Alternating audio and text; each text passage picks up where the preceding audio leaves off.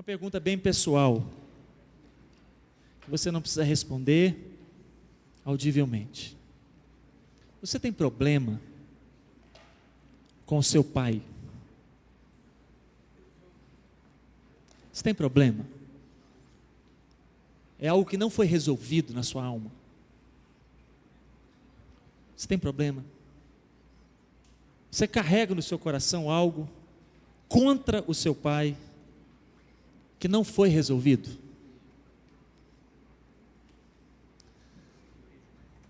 Você tem problema com a sua mãe?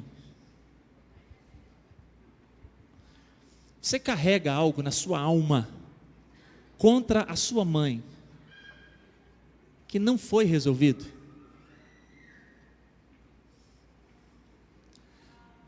Precisa resolver. Precisa resolver.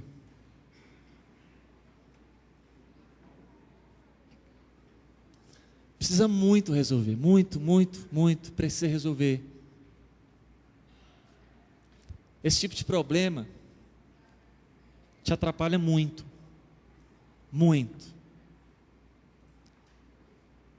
Te atrapalha em áreas que nem parece ter a ver com pai e mãe. Isso te atrapalha.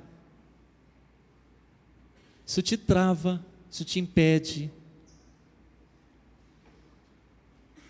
Isso tira cores da história da sua vida. Falta algumas cores. Isso tira alguns aromas da sua história, da sua vida. Se você tem problema com seu pai,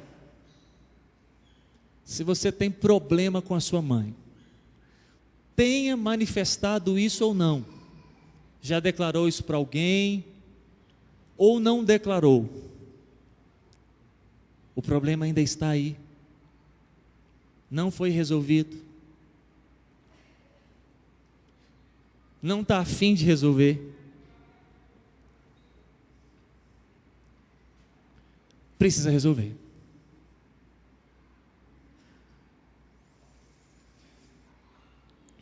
Os anjos caídos, eles conhecem detalhadamente todas as travas bíblicas que te fazem andar fracassado ou fracassada.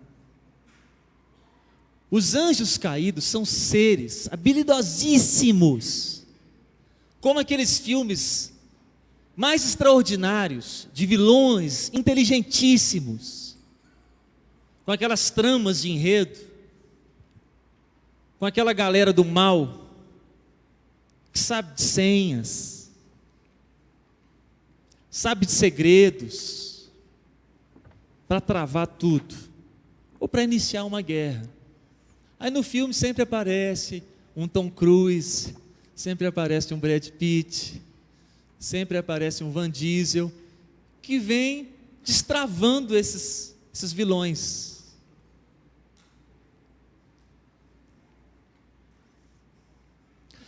A maior trava na vida de um ser humano é problema com seu pai ou com a sua mãe. É a maior trava bíblica. Satanás sabe disso. Como sabe?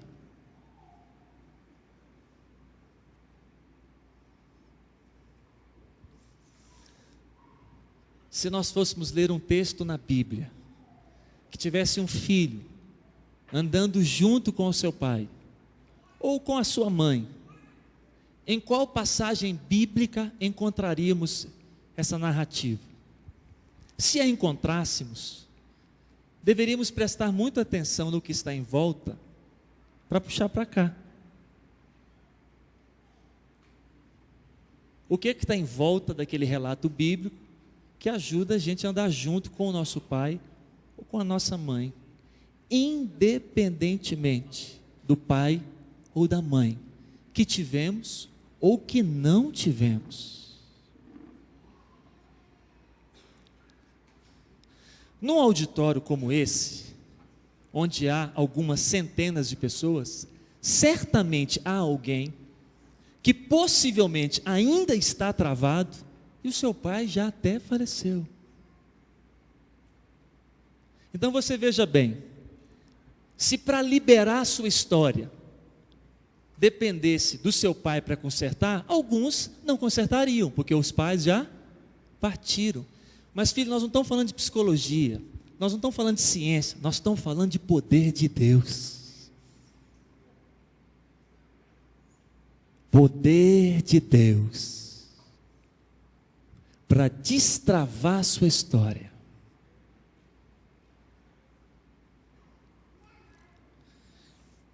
Esse texto está lá em Gênesis, no capítulo 22. A gente vem para um culto corriqueiro, um culto habitual, um culto da agenda da nossa igreja, às vezes sem expectativa nenhuma de acontecer algo extraordinário. Agora imagina só, se hoje, num 4 de agosto normalíssimo, Deus reservou para muitos que estão aqui libertar completamente a sua história. Completamente. Travas afetivas, travas emocionais, problemas com o filho, problemas com a filha. Imagina se Deus resolveu hoje e botou isso na agenda e nem falou comigo. Não fala também não. Às vezes fala, às vezes não. Mas a gente vem com expectativa sempre. E podia ser hoje. Quando eu li esse texto, quando via o vídeo, quando pensava da gente orando no final. Eu já vi moça sendo curada de fibromialgia em acampamento de jovem, por ter consertado o seu coração com o pai dela. Aleluia!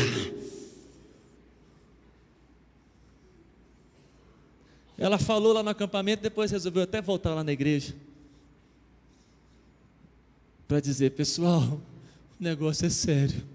Inexplicavelmente, a dor desapareceu. Ah, você não tem ideia da problemada que isso dá. Quando não está resolvido na alma. E não se preocupe em responder para mim se está resolvido ou não. Responda para você mesmo, com a sua história, com o seu coração, com a sua mente, com a sua memória, com a sua lembrança,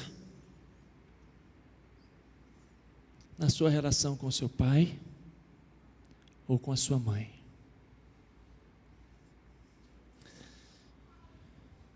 Antes de ler o texto, alguns pensam que só tiveram ou terão problema com os pais aqueles que tiveram pais perversos ou pais que faleceram. Mas acredite, o negócio é tão sério que pais extraordinários e mães extraordinárias tiveram problemas com seus filhos. Quando nós conhecemos os casos, nós não conseguimos entender como que aquele menino conseguiu arrumar uma confusão com o pai daquele. Quando nós conhecemos, a gente não consegue entender como que aquela menina conseguiu arrumar uma confusão com uma mãe daquela. Você vê como o negócio é sério. Não é uma questão do pai ou a mãe ser boa ou ser má.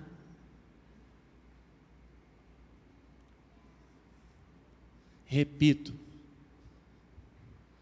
muitos filhos têm problemas com seu pai e sua mãe, não resolvido, e o pai e a mãe são extraordinários.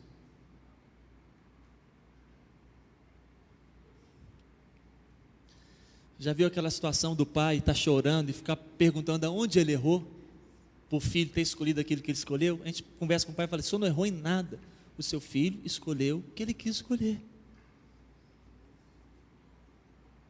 E não tinha como o senhor impedir que ele escolhesse o que ele quisesse. Vamos ler um texto.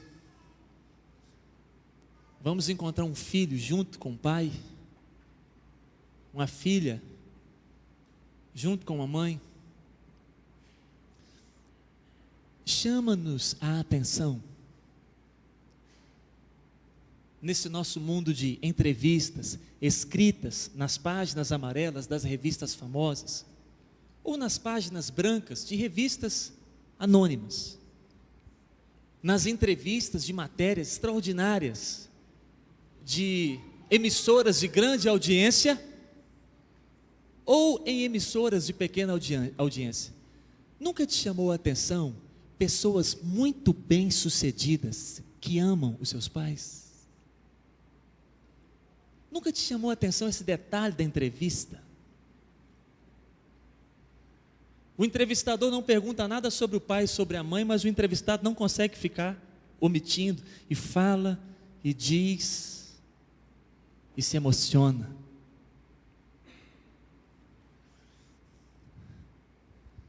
O diabo sabe disso. Ele sabe que pessoas ajustadas com o seu pai e com a sua mãe são candidatas a romper, a avançar, a florescer, sejam elas crentes ou não.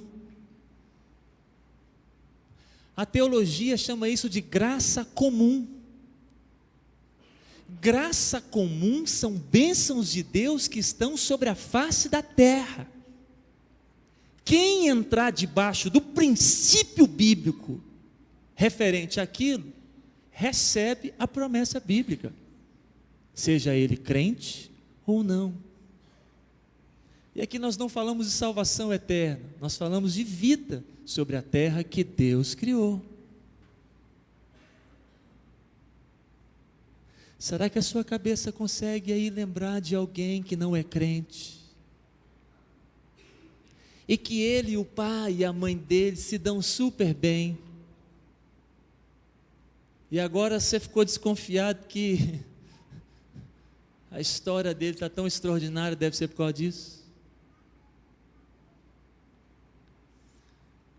E alguns crentes não conseguem romper, nem com reza brava.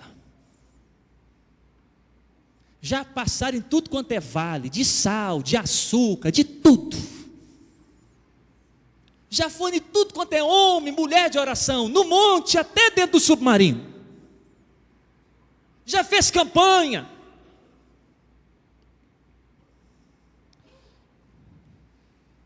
Já fez corrente, pulseira, pochete, mochila, fez tudo.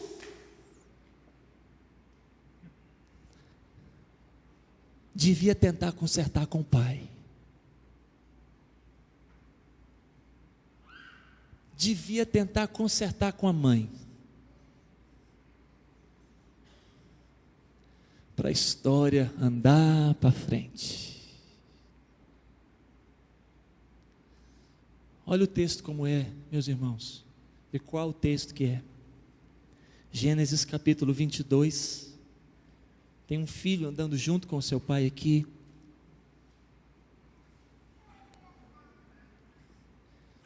Os versículos de número 7 e 8 dizem assim: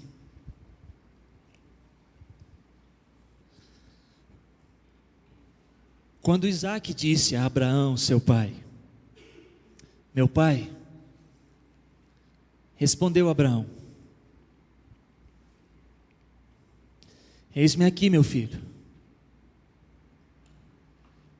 Perguntou Isaque: Ô pai, o fogo está aqui, a lenha está aqui também. Onde está o cordeiro, pai? Onde está o cordeiro para o holocausto? Esse versículo 8 é um versículo famoso, conhecido. Vamos ler juntos o verso 8? Vamos lá? Respondeu Abraão: Deus proverá para si, meu filho, o cordeiro para o holocausto. E seguiam ambos juntos. A narrativa do texto que lemos é a história de um homem que na Bíblia é chamado de o pai da fé. Ele foi chamado para sair da sua terra, da sua parentela, e ir para um lugar que Deus lhe mostraria. E ele sai, e ele vai.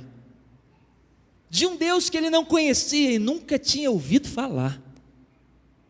Ur dos Caldeus ficava no que hoje é possivelmente a nação iraquiana. Ele sai dali e vai em direção ao que hoje é conhecido ainda como Palestina. Indo para lá, ele recebe uma promessa. Conversando com esse Deus, ele diz: o Senhor me fez prosperar, tenho muitas posses, mas não tenho herdeiros. O herdeiro da minha casa é o Damasceno Eliezer, pois eu não tenho filhos. Deus chama ele para fora da tenda e diz: olha para as estrelas, olha para a areia do mar, a sua descendência será numerosa como uma e como outra. Abraão não entendia. Ali era uma fala de filhos espirituais também. Pessoas que creriam no mesmo Deus que ele creu, como nós aqui nessa noite. Nós somos grãos dessa areia. Nós somos estrelas desse céu. Louvado seja o nome de Jesus. E Deus diz: mas você terá um filho, gerado de você mesmo, eu te darei. Ele esperou durante muito tempo, até que esse filho nascesse. Quando Deus disse isso para ele, ele tinha 75 anos. Quando o menino nasceu, em Gênesis no capítulo 21, a Bíblia diz que ele tinha 100 anos. Imagina Deus te fazendo uma promessa que só vai chegar em suas mãos daqui a 25 anos. Você acha que hoje na face da terra tem crente da estirpe de Abraão capaz de esperar 25 anos uma promessa de Deus?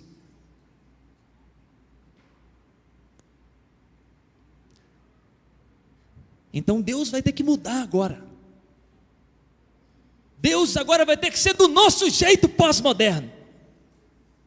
Ele não mais vai poder ser Deus do jeito Deus dele de ser. Ele não vai poder mais falar nada comigo e nem com você que leve 25 anos para me entregar. Que pena para nós, não para ele. Para ele não muda nada, mas para nós isso faz toda a diferença. Se algum dia Deus te pegasse e me pegasse e levasse para uma sala e mostrasse as coisas que você escolheu comparadas com aquelas que Ele ia te dar, você ia chorar demais. E tudo porque você não aguenta esperar nada.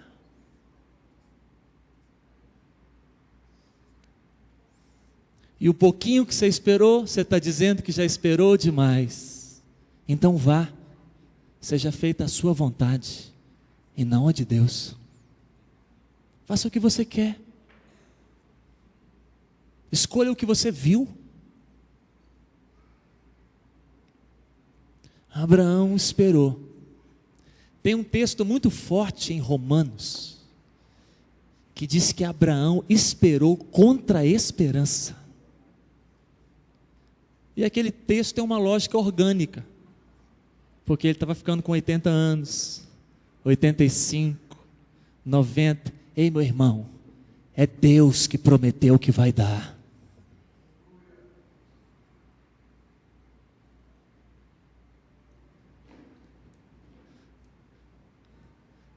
Se Ele falou que vai te dar, você devia esperar. Abraão esperou. Quando o anjo chegou 9 meses antes e falou assim: é daqui a 9 meses que vai nascer o menino, a dona Sara não acreditou. Ela deu uma risada atrás da porta. E o anjo falou assim: eu ouvi. Aí ela sai lá de trás e fala assim: você está falando comigo? É, com a senhora mesmo, só estava rindo atrás da porta. Eu não. A senhora riu sim, ri não. Por causa disso, o filho da senhora vai chamar risada. risada gostosa, risadona. Esse é o significado de Isaac. E esse é o significado de todos aqueles que conseguem esperar as promessas de Deus. Eles dão risada demais.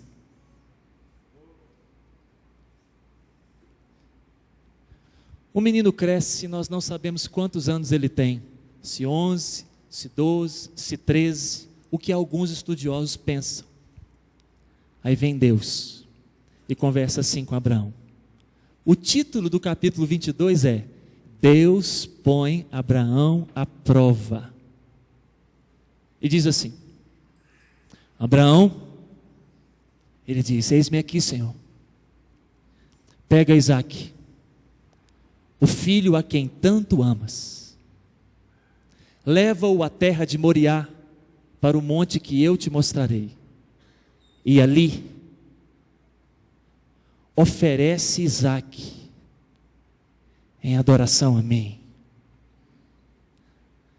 Ô, gente, o Abraão é sensacional.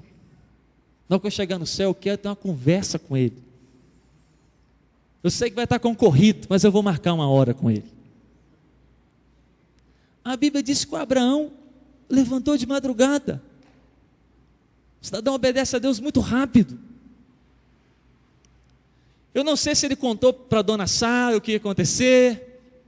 Para o Isaac, ele não contou. Segundo essa pergunta, não. Eu não sei se ele falou para os 2 servos que estavam indo. Foi só ele, o menino e os 2 servos. E aqui, a Bíblia não fala. Mas o Abraão era homem como todos nós que estamos aqui. O coração e a mente dele deviam estar assim. E ele vai obedecer o Senhor.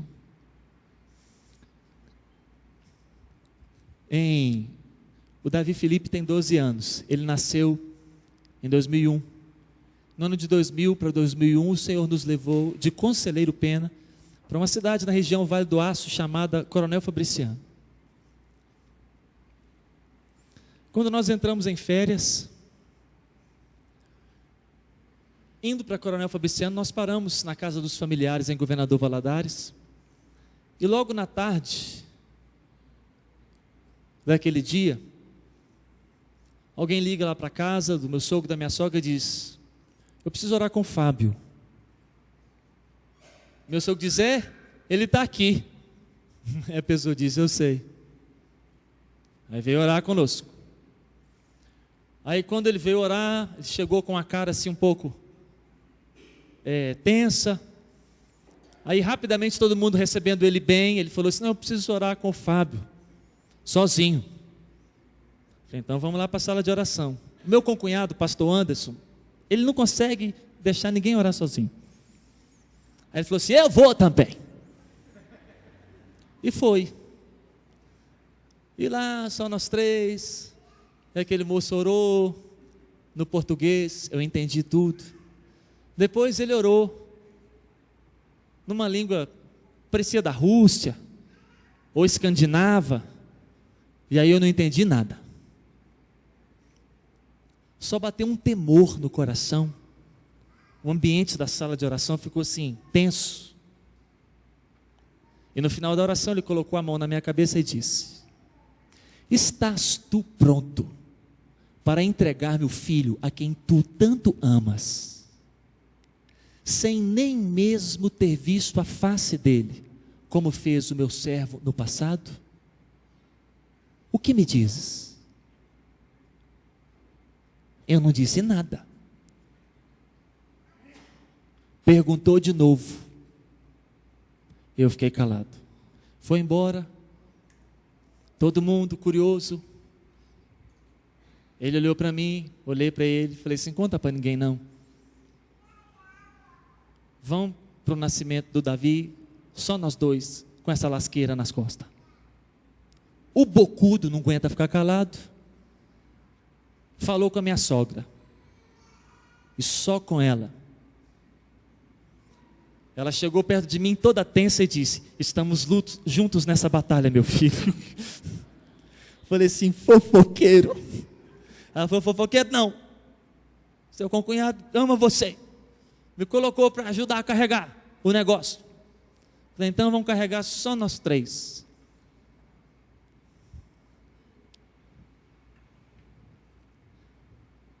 A gente foi fazer uma viagem para pregar, passamos na cidade. Ela foi fazer um exame de rotina e o médico disse: ela vai ficar aqui. Se o neném não nascer amanhã, nós vamos ter que tirar. O líquido está diminuindo. Aí eu olhava para cima e falava assim: obrigado. Viram aí, ó. Não iam ver. No dia do nascimento, demorou muito a cesariana. Todo mundo dentro do quarto, com bombom, com cartãozinho. Ô Davi, cadê você? Eu vim aqui só para te ver. Todo mundo e eu tentando segurar a onda. Era só no olho. Meu concunhado, minha sogra, meu concunhado. Era igual filme. A gente só assim, ó. E todo mundo celebrando e a gente não conseguindo. De repente a enfermeira entra dentro do quarto, abre a porta e diz assim: quem é o pai? E ela dá uma engolida de cuspe que mexe até aqui o pombo que ela não tinha. Ela deu uma engolida. Gente, eu levantei até devagar. Falei, sou eu aqui, ó. A mulher olhou para mim e disse: me perdoa, eu errei o quarto. Meu sogro pulou nela e pegou ela pelo braço, errou, quarto coisa nenhuma. Meu neto está nascendo, abre essa boca e fala o que aconteceu. Ela falou, não é notícia de neném, é notícia de um adulto.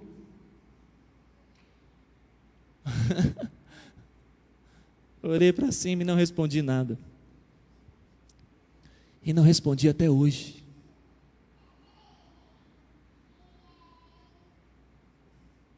Até hoje.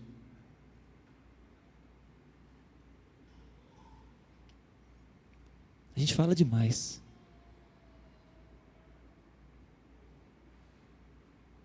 A gente fala demais.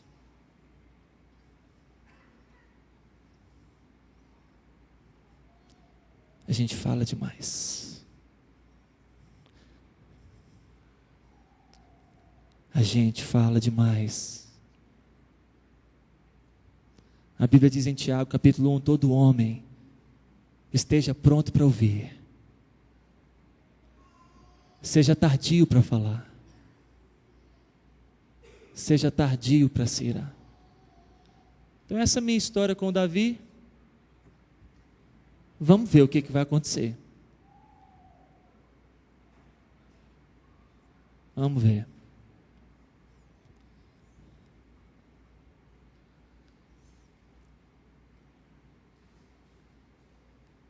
Eu baixei um vídeo lá. A letra da música é extraordinária. E o clipe lá com as cenas do filme ficou muito legal. Coloca ali só para a gente ver um pouco essa passagem bíblica.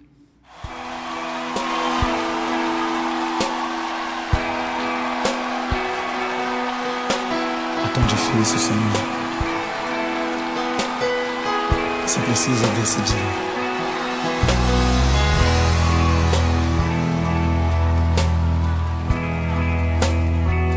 Quando chega o momento da decisão, Senhor, como escolher? Quando ouvi o filho perguntar e o cordeiro onde está, seu coração sangrou. Quando ouvi o pai lhe responder, Deus irá prover, seu coração temeu. E lado a lado, em silêncio os dois choraram, ao verem chegando o lugar da decisão. Um pedido assim que parte o coração. Como escolher entre a fé e a razão? Quando dizer não é opção e a fé te pede um sim, quando é preciso enfrentar e a alma quer fugir, é difícil ser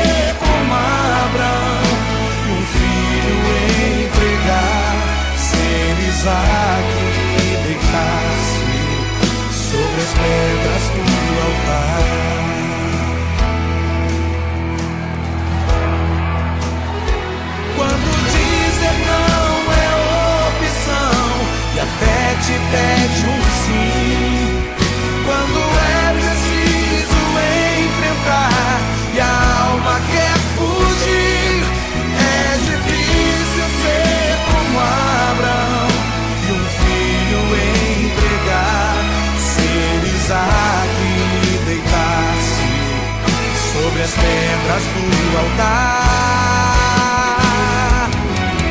Quando dizer não é opção e a fé me pede um sim, quando eu preciso enfrentar, minha alma quer fugir, eu preciso ser como Abraão e tudo entregar, ser Isaac e deitar-me sobre as pedras. É preciso coragem pra subir, é preciso ter fé pra aceitar, é preciso ter força e dizer sim e deitar-se sobre as pedras do altar. É preciso coragem pra subir, é preciso ter fé pra aceitar, é preciso ter força e dizer sim e deitar-se sobre as pedras do altar.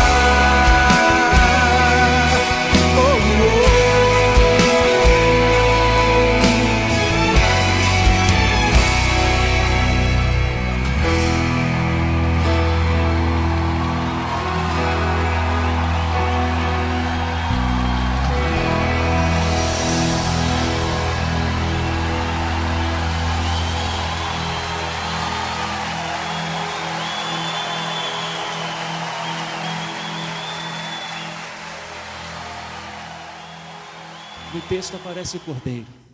Por mais que Abraão é extraordinário, eles precisam do cordeiro. Por mais que Isaac é extraordinário, nós estamos diante de dois personagens extraordinários, eles precisam do cordeiro. Abraão é extraordinário, ele obedece, ele sai de madrugada, ele vai, e ele se posiciona para entregar o filho.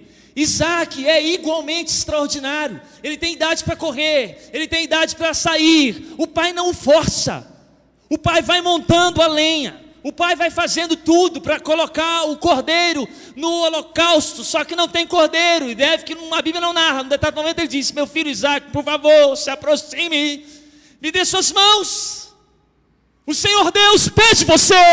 Isaac é extraordinário, ele vem e deita,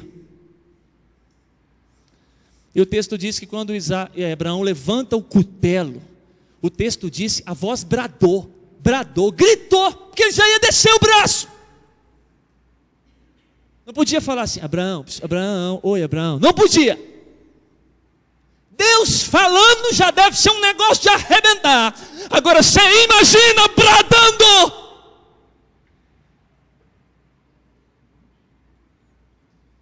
Abraão, para.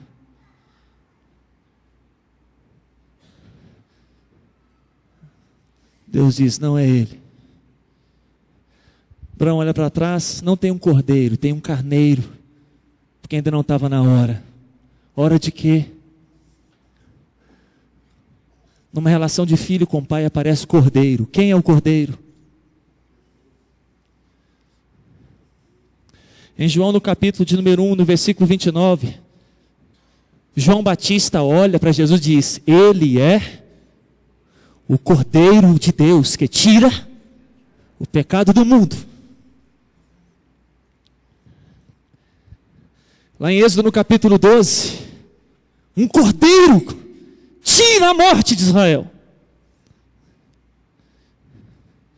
Ô meu irmão, logicamente nós temos mensagem de 3 passos, 4 passos, mas você esquece todos os passos se não tiver o cordeiro.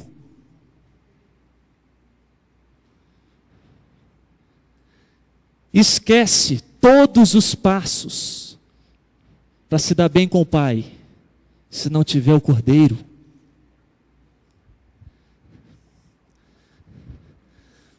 Porque se não tem o cordeiro, tem o pecado. E se tem o pecado, vai destruir.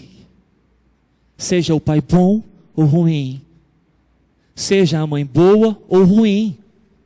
Seja o filho bom ou ruim. Na nossa declaração de bom ou ruim, se tem pecado,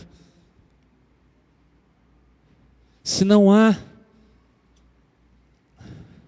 um grande retrato de ausência de cordeiro em famílias, regra geral é quando começa a se envolver em partilha de bens, em preferência de um para com o outro.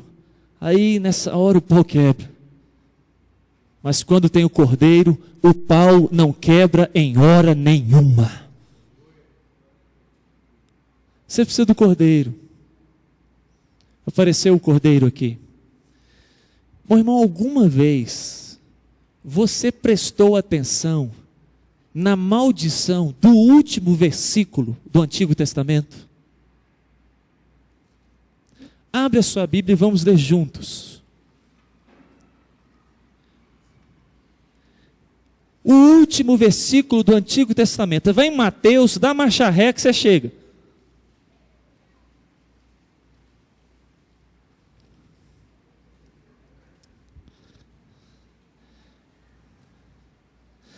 Algum dia você tinha lido esse versículo acerca de Jesus?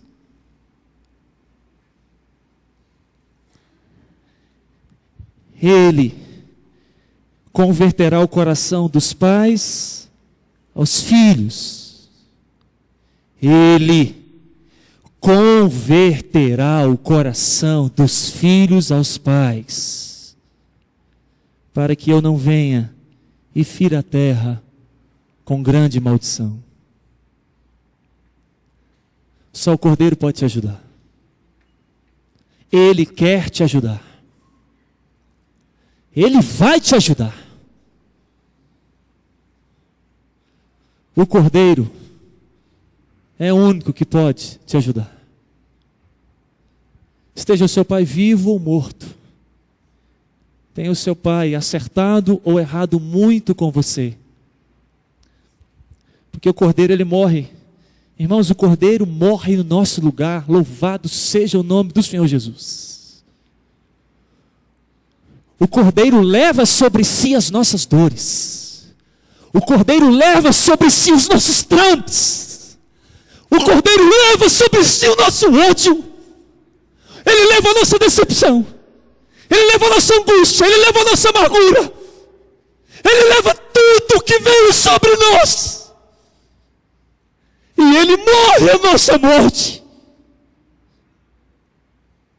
Por isso que a Bíblia diz: se Cristo vos libertar,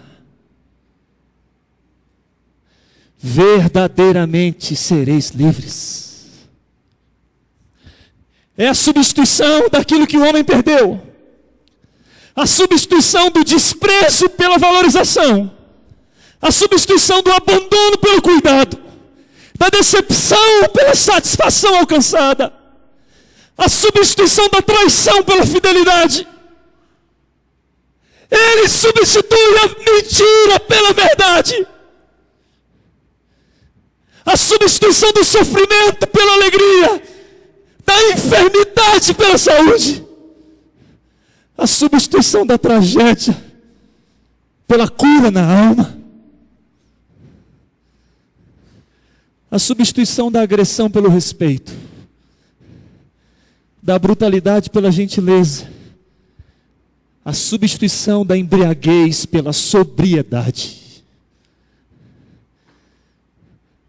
A substituição da loucura pela sanidade. A substituição da maldição pela bênção. A substituição da morte pela vida.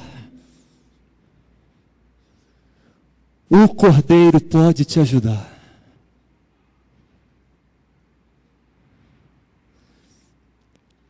Você que conheceu o seu pai e ele foi bom. Você que conheceu o seu pai e ele foi mau. Você que conheceu a sua mãe e ela foi boa. Você que conheceu a sua mãe e ela foi má, perversa. Você que nem conheceu o seu pai. E isso te agrediu tanto. Não conheceu pela tragédia, não conheceu pela morte, ou não conheceu pelo abandono. O Cordeiro pode te salvar. Pai e filho juntos precisam de um Cordeiro. Meu irmão, tenho 4 filhos.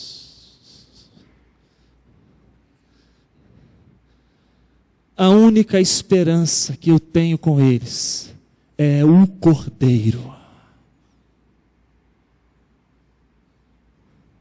Sem o Cordeiro, nós não vamos funcionar. Eu preciso do Cordeiro. Os meus filhos precisam do Cordeiro. Pastor, o senhor falou demais em Cordeiro. Ah, é? Falei muito? Abre a sua Bíblia em Apocalipse e vamos encerrar lendo esses versículos. Apocalipse 21, versículo 14 diz: a muralha da cidade tinha 12 fundamentos, e estavam sobre estes os 12 nomes dos 12 apóstolos do Cordeiro. Verso 22. Nela não vi santuário, porque o seu santuário é o Senhor, o Deus Todo-Poderoso e o Cordeiro. Versículo 23. A cidade não precisa nem do sol e nem da lua, pois a glória de Deus a iluminou e o Cordeiro é a sua lâmpada. Verso 27. Nela nunca jamais penetrará coisa alguma contaminada, nem o que pratica a abominação e mentira, mas somente os inscritos no livro da vida do Cordeiro. Capítulo 22, versículos 1 e 2. Então me mostrou o rio da água da vida, brilhante como cristal, que sai do trono de Deus e do Cordeiro. No meio da sua praça, de uma a outra margem do rio, está a árvore da vida, que produz 12 frutos, dando o seu fruto de mês em mês, e as folhas da árvore são para a cura dos povos. Apocalipse 7, verso 9 diz assim: depois destas coisas, vi e eis grande multidão que ninguém podia enumerar, de todas as nações, tribos, povos e línguas, em pé diante do trono e diante do Cordeiro, vestidas de vestiduras brancas, com palmas nas mãos, e clamavam em grande voz, dizendo: ao nosso Deus que se assenta no trono e ao Cordeiro pertence a salvação. Todos os anjos estavam de pé, rodeando o trono, os anciãos, os 4 seres viventes, e diante do trono se prostraram sobre o seu rosto e adoraram a Deus, dizendo: amém, o louvor, a glória, a sabedoria, as ações de graças, a honra, o poder, a força, sejam ao nosso Deus pelos séculos dos séculos. Um dos anciãos tomou a palavra e disse: estes que se vestem de roupas brancas, quem são e de onde vieram? Respondi: tu sabes. Então ele me disse: são os que vêm da grande tribulação. Eles lavaram as suas roupas no sangue do Cordeiro. Versículo 17. Pois o Cordeiro se encontra no meio do trono e os apacentará, e os guiará para as fontes da água da vida, e Deus lhe enxugará dos olhos toda lágrima. Se eu não te convenço, pelo menos eu acho que eu consigo te mostrar que o Cordeiro é mais importante que você imaginava.